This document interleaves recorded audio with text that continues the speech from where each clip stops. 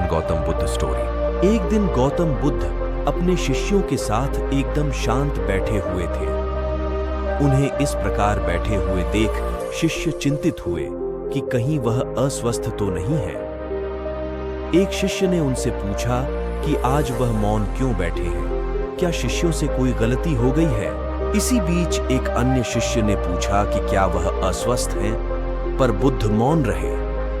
तभी कुछ दूर खड़ा व्यक्ति जोर से चिल्लाया, आज मुझे सभा में बैठने की अनुमति क्यों नहीं दी गई है? बुद्ध आंखें बंद करके ध्यानमग्न हो गए। वह व्यक्ति फिर से चिल्लाया, मुझे प्रवेश की अनुमति क्यों नहीं मिली?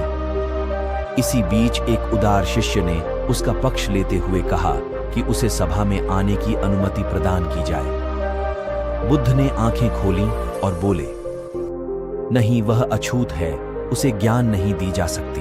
यह सुनकर शिष्यों को बड़ा आश्चर्य हुआ। बुद्ध उनके मन का भाव समझ गए और बोले, हां, वह अछूत है। इस पर कई शिष्य बोले, हमारे आश्रम में जात पात का कोई भेद ही नहीं, फिर वह अछूत कैसे हो गया? तब बुद्ध ने समझाया, आज वह क्रोधित होकर आया है। क्रोध से जीवन की एकाग्रता भंग होती है। क्रोधी व्यक्ति प्राय मानसिक हिंसा कर बैठता है, इसलिए जब तक वह क्रोध में रहता है तब तक अछूत होता है। इसलिए उसे कुछ समय एकांत में खड़े रहना चाहिए। क्रोधित शिष्य भी बुद्ध की बातें सुन रहा था।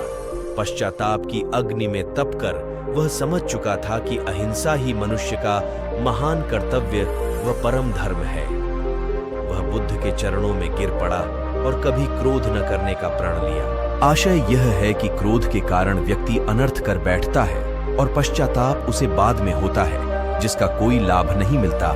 इसीलिए हमें क्रोध नहीं करना चाहिए। असल मायने में क्रोधित व्यक्ति अछूत हो जाता है और उसे अकेला छोड़ देना चाहिए। क्रोध करने से तन, मन और धन तीनों की हानि होती है।